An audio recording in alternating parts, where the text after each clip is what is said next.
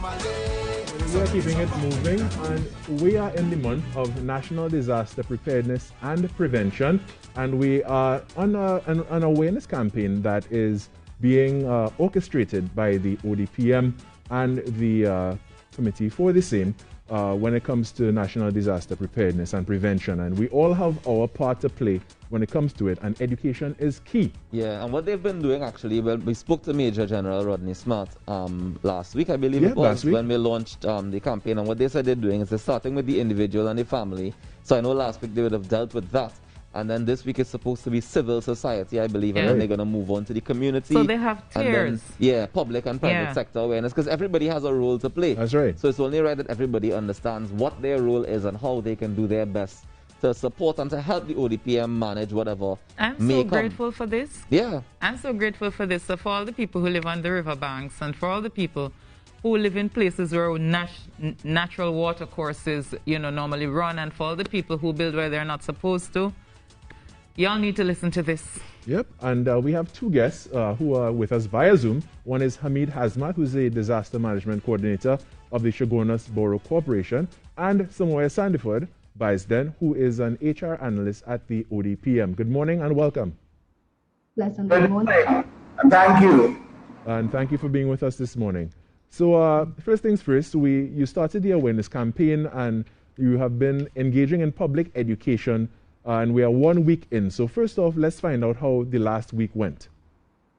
All right. Good morning to you all again. Good morning, Trinidad and Tobago. So last week was quite successful in terms of engaging the public and providing public education. So we would have provided information for the family and individual level, because as you rightly said, everyone has a responsibility to take care of themselves and their families in preparation for the wet hurricane season. So we would have kicked off with the formal launch and announcement by our Minister of National Security.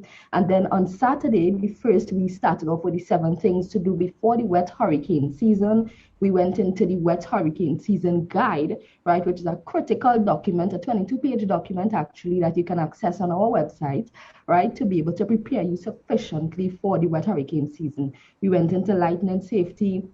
And an important point that Ms. Legore pointed out, safe home construction, that was done on day 4. We did our entire webinar hour long at 11 a.m. and then we did it at 6 p.m. to just provide information from experts on how you should be building and preventative measures if you are in an area that is prone to flooding and so on.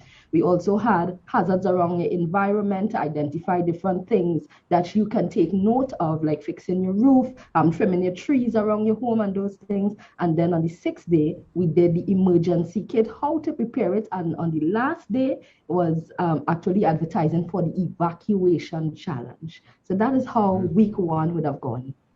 All right, and let me throw it over to you, Mr. Hazmat. When it comes to the upcoming week and some of the topics that would be touched on when it comes to preparedness for civil society, what can we look forward to? All right. Good morning again, and good morning, Tragedy. What thanks for you having us here this morning. Week 2 deals with civil society groups and both public and private partnerships. We can all work together towards building more disaster resilient communities. That's what we're looking to focus on our 2nd week. Our activity for today is planning an e-brochure in Spanish for our migrant population. However, given our current COVID-19 restrictions, we are unable to distribute it physically. What we plan to do is do it via online with different agencies involved, the IOM, Living Waters Community, and as well as the DMUs assisting us whenever it's possible, along with the TTPS. So that's our plan for this to start this week off and running with our e-brochure in Spanish for our migrant population. Right. Our next day, which is the Tuesday, takes us into a webinar planning with building capacity for all disaster risk responders, especially our civil society groups.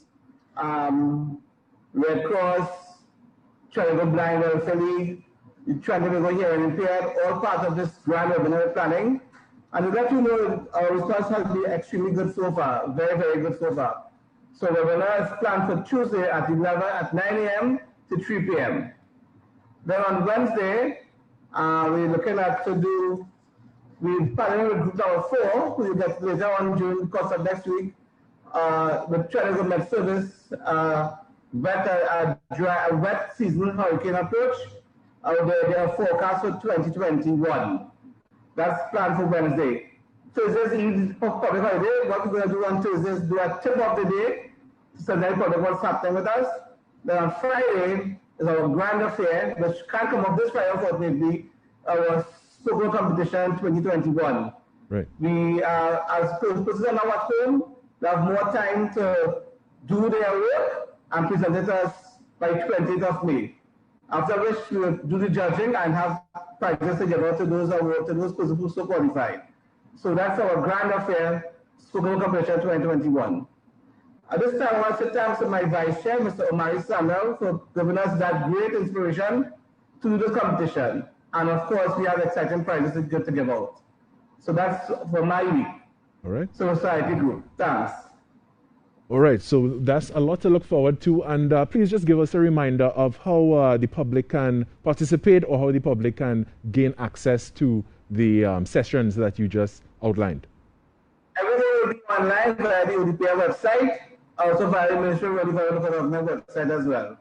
So, as I said, that's for the webinar planned for tomorrow. All right.